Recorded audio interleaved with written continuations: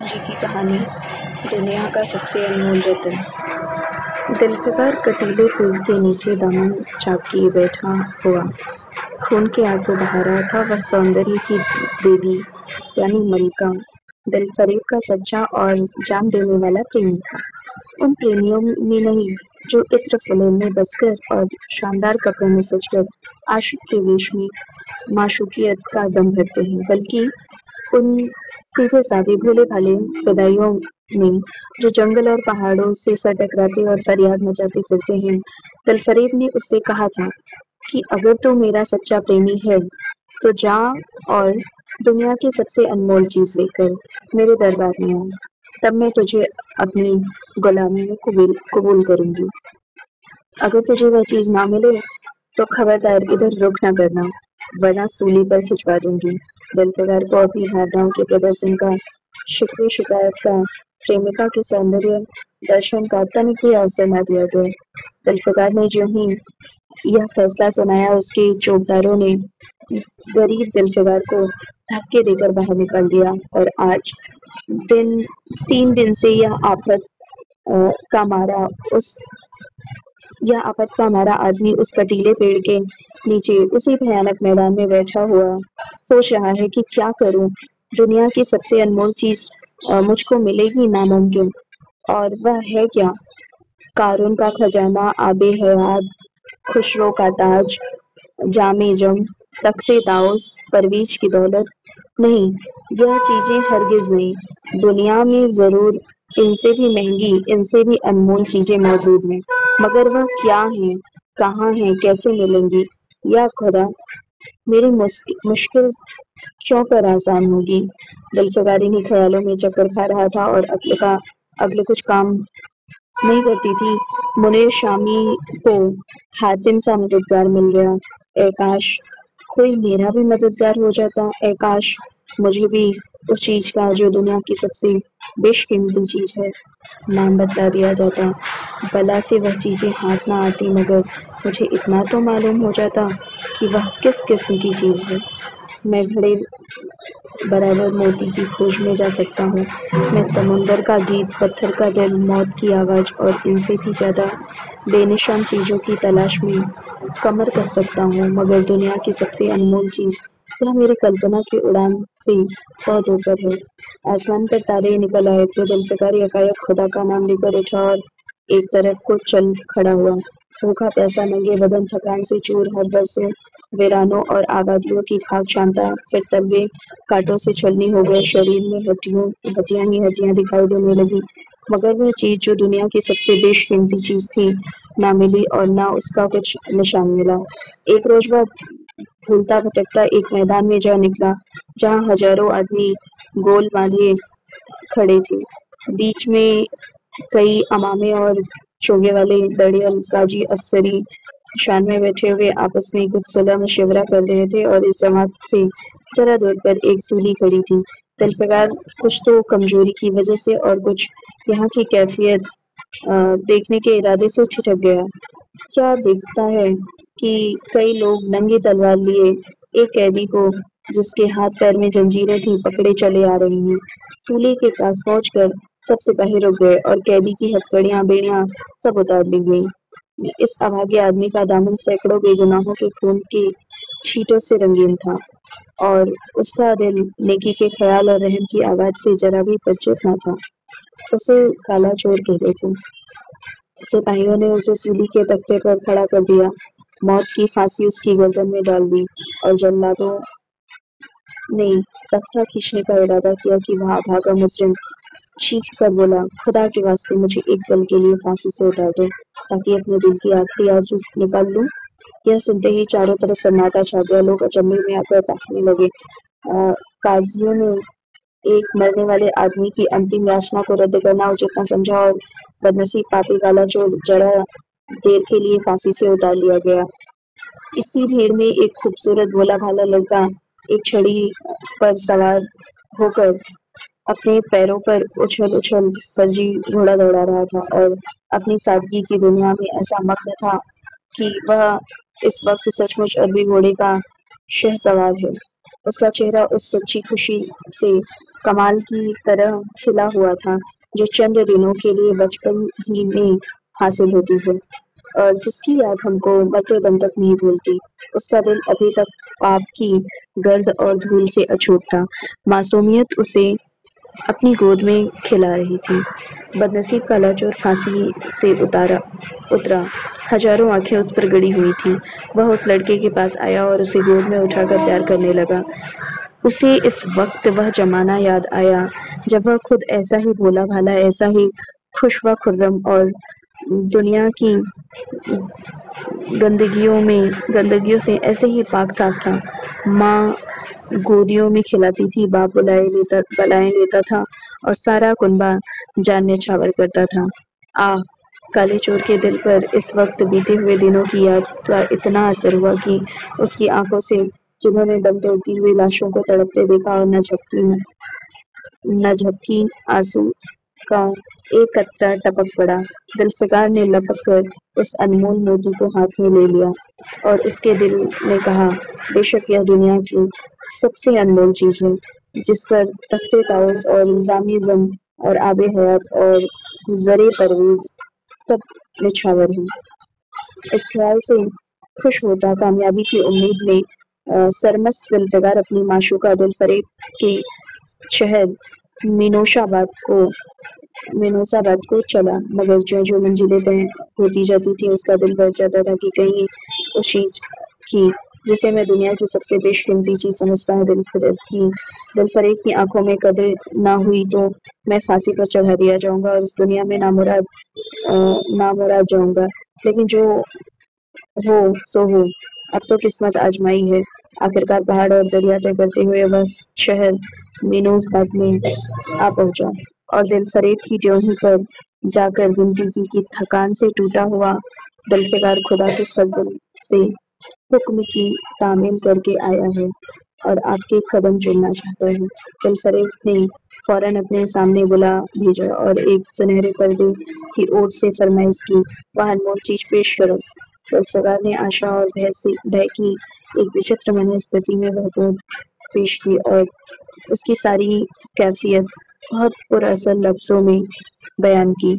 दिलफरेब ने पूरी कहानी बहुत गौर से सुनी और वह भेंट हाथ में लेकर जरा देर तक गौर करने के बाद बोली, दिलफिकार, बेशक तूने दुनिया की एक बेशकीमती चीज ढूंढ निकाली। तेरी हिम्मत और तेरी सूझबूझ की दाद देती हूँ, मगर यह दुनिया की सबसे बेशकीमती चीज नहीं। इसलिए तू यहाँ से जा और फिर कोशिश कर, शायद अब की तेरे हाथ वह मोती लगे और तेरी किस्मत में मेरी गुलामी लिखी हो।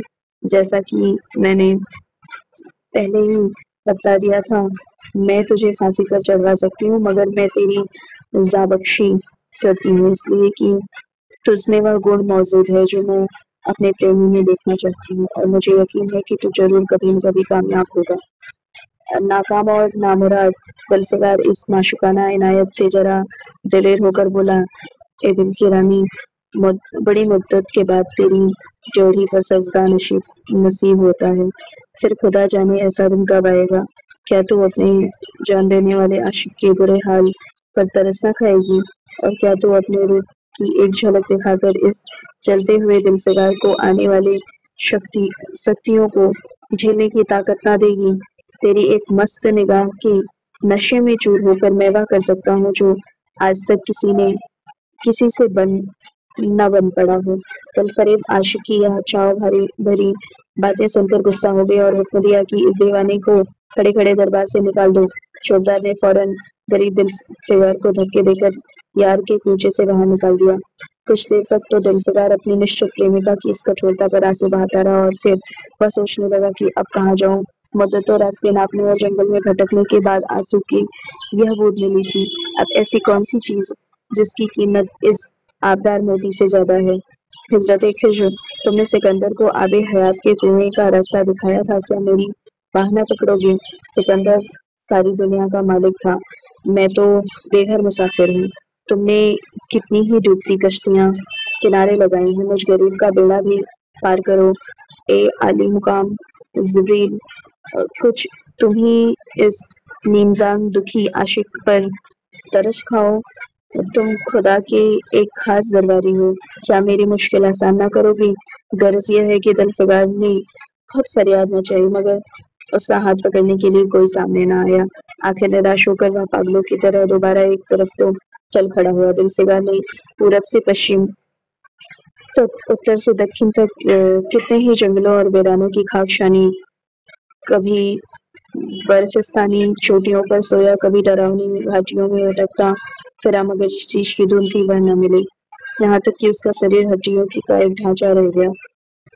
ایک روز وہ شام کے وقت کسی ندی کے کنارے خستہ حال پڑا ہوا تھا۔ بے خودی کے نشے میں سے چونکا تو دیکھتا ہے کہ چندر کی ایک چتا بنی ہوئی ہے، اس پر ایک یووتی سہاگ کے جوڑے پہنے 16 سنگار کیے بیٹھی ہے، اس کی جانگ پر اس کے پیارے پتی کا سر ہے، ہزاروں آدمی گول باندھے کھڑے ہیں اور پھولوں کی برکھا کر رہے ہیں۔ یکایک چتا میں سے خود بخود ایک لپٹ اٹھی۔ ستی کا چہرہ اس وقت ایک پوتر بھاو سے آلوکت ہو رہا تھا۔ چتا کی پوتر لپٹیں اس کے گلے سے لپٹ گئیں اور دم کے دم میں وہ پھول سا شریر راکھ کا ڈھیر ہو گیا۔ پریمکا نے اپنے پریمی پر نچھاور پریمکا نے اپنے کو پریمی پر نچھاور کر دیا اور دو پریمیوں کے سچے پوتر امر پریم کی انتم لیلا آنکھ سے اوجھل ہو گئی۔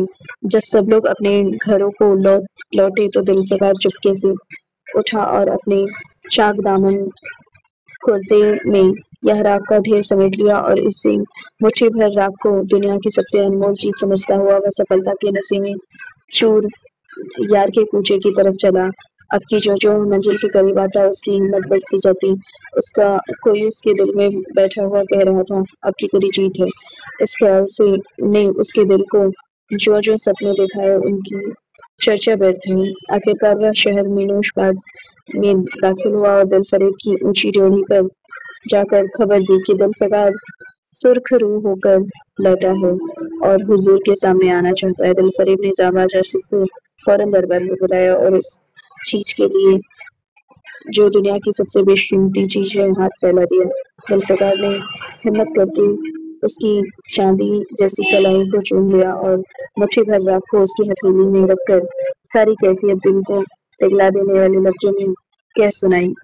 اپنی سندر پریمکا کے ہونٹوں سے اپنی قسمت کا مبارک فیصلہ سننے کے لیے انتظار کرنے لگا۔ دلفریب نے اس مٹھی بھر راکھ کو آنکھوں سے لگا لیا اور کچھ دیر تک وچاروں کے ساگر میں ڈوبے رہنے کے بعد بولی، اے جانب نچھاور کرنے والے عاشق دلفگار، بے شک یہ راکھ جو تو لایا ہے جس میں لوہے کو سونا کر دینے کی صفت ہے، دنیا کی بہت بیش قیمتی چیز ہے اور میں سچے دل سے تیری احسان مند ہوں کہ تو نے ایسی انمول بھیٹ مجھے دی، مگر دنیا میں اس سے بھی زیادہ انمول کوئی چیز ہے، جا اسے تلاش کر اور تب میرے پاس آ، میں تہہ دل سے دعا کرتی ہوں کہ خدا تجھے کامیاب کرے۔ کہہ کر وہ سنہرے پردے سے باہر آئی اور معشوقانہ ادا سے اپنے روپ کا جلوہ دکھا کر پھر نظروں سے اوجھل ہو گئی۔ ایک بجلی سی کوندھی اور پھر بادلوں کے پردے میں چھپ گئی۔ ابھی دلفگار کے ہوش حواس ٹھکانے پر نہ پائے تھے کہ چوکیدار نے ملائمیت سے اس کا ہاتھ پکڑا اور یار کے کوچے سے اس کو نکال دیا اور پھر تیسری بار وہ پریم کا پجاری نراسا کے اتھاہ سمندر میں غوطہ کھانے لگا۔ دلفگار کا ہیاپ چھوٹ گیا۔ اسے یقین ہو گیا کہ دنیا میں اسی طرح ناشاد اور نامراد مر جانے کے لیے پیدا کیا گیا تھا اور اب اس کے سوا کوئی اور چارہ نہیں ہے۔ کسی پہاڑ پر چڑھ کر نیچے کود پڑو تاکہ معشوق کے ظلموں کی فریاد کرنے کے لیے ایک ہڈی بھی باقی نہ رہے۔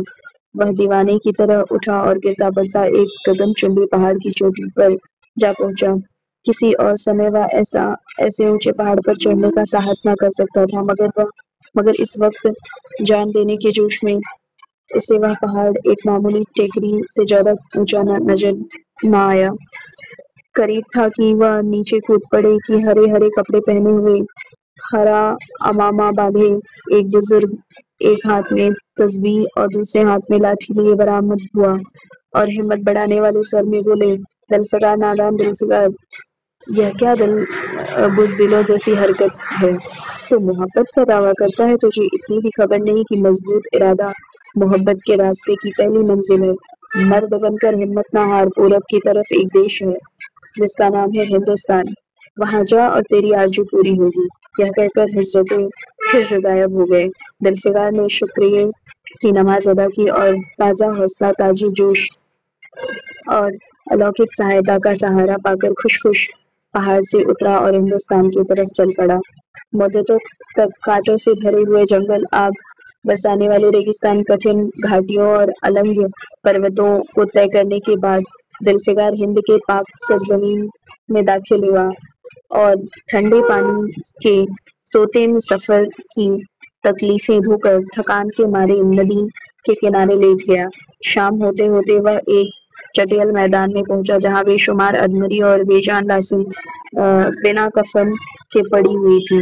چیل، کوے اور وحشی درندے بھرے پڑے تھے اور سارا میدان خون سے لال ہو رہا تھا۔ یہ ڈراؤنا دೃಶ್ಯ دیکھتے ہی دلفگار کا جی دہل گیا۔ یا خدا، کس مصیبت میں جان پھنسی!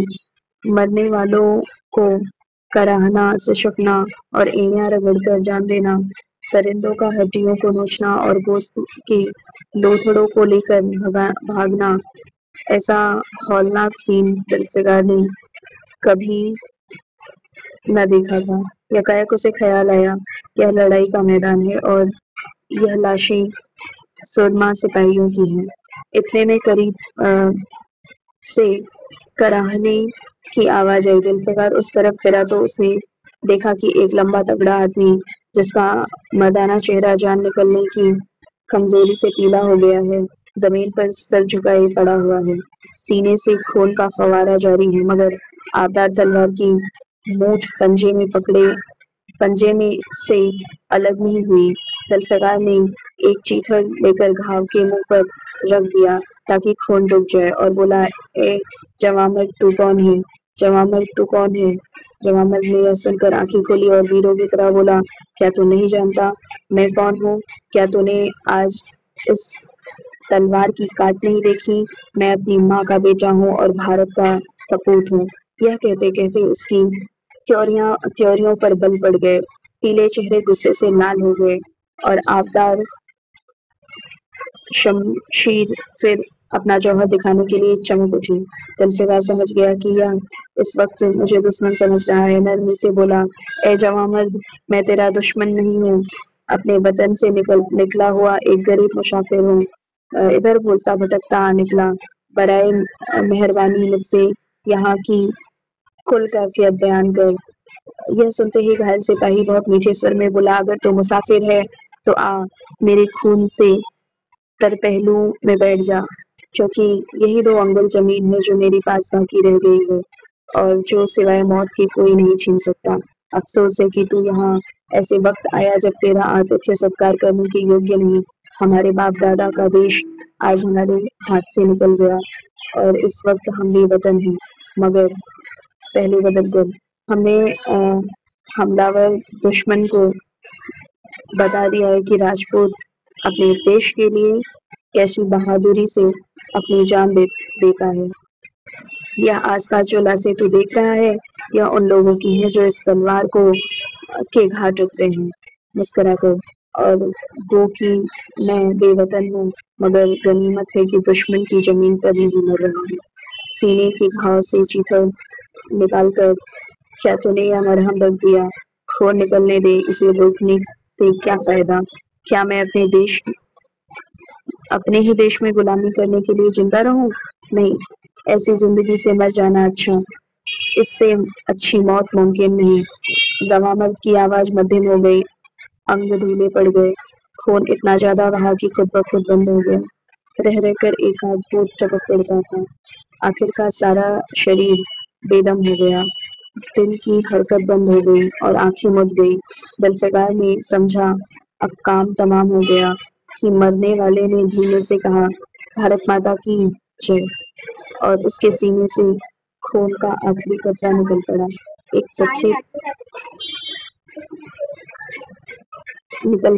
سچے دیش پریمی اور دیش بھکت نے دیش بھکتی کا حق ادا کر دیا۔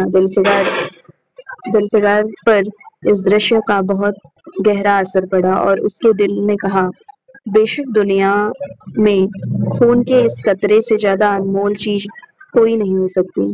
उसने फौरन खून की बूंद को, जिसके आगे यमन का लाल हिच भी है, हाथ में ले लिया और इस दिलेर राजपूत की बहादुरी पर हैरत करता हुआ अपने वतन की तरफ रवाना हुआ और सख्तियां झेलता हुआ आखिरकार वह बहुत दिनों के बाद रूप की रानी मलका दिलफरेब की ड्योढ़ी पर जा पहुंचा और पैगाम दिया कि दिलफिकार सुरखरू और कामयाब होकर लौटा है और दरबार में हाजिर होना चाहता है। दिलफरेब ने फौरन हाजिर होने का हुक्म दिया। खुद हस्बे मालूम सुनहरे पर्दे की ओट में बैठी और बोली, दिलफिकार हकी तो बहुत दिनों के बाद वापस आया है, ला दुनिया की सबसे बेशकीमती चीज कहाँ है? दिलफिकार ने मेहंदी रची हथौड़ियों को चूमते हुए खून का कतरा उस हाथ पर रख दिया और पूरी कैफियत पुरजोर लहजे में कह सुनाई। वह खामोश भी ना होने पाया कि यकायक यह सुनहरा पर्दा हट गया और दिलफिकार के सामने हुस्न का एक दरबार सजा हुआ नजर आया, जिसकी एक एक नाज़नीन जुलेखा से बढ़कर थी। दिलफरेब बड़ी शान के साथ सुनहरी मनसब पर सुशोभित हो रही थी। दिलफिकार हुस्न का यह तिलिस्म देखकर अचंभे में पड़ गया और चित्रलिखित सा खड़ा रह गया। दिलफरेब मनसब से उठी और कई कदम आगे बढ़कर उससे लिपट गई। गाने वालियों ने खुशी के गाने शुरू किए। दरबारियों ने दिलफिकार को नजरें भेज दी और चाँद सूरज को बड़ी इज्जत के साथ मनसब पर बिठा दिया। जब वह लुभावना गीत बंद हुआ तो दिलफरेब खड़ी हो गई और हाथ जोड़कर दिलफिकार से बोली, ए जानिसार आशिक दिलफिकार, मेरी दुआएं बर आईं और खुदा ने मेरी सुन ली और तुझे कामयाब व सुरखरू किया। आज से तू मेरा मालिक और मैं तेरी लौंडी। यह कहकर उसने एक रत्न जड़ित मंजूसा मंगाई और उसमें से एक तख्ती निकाली जिस पर सुनहरे अक्षरों में लिखा हुआ था, खून का वह आखिरी कतरा जो वतन की हिफाजत में गिरे दुनिया की सबसे अनमोल चीज है।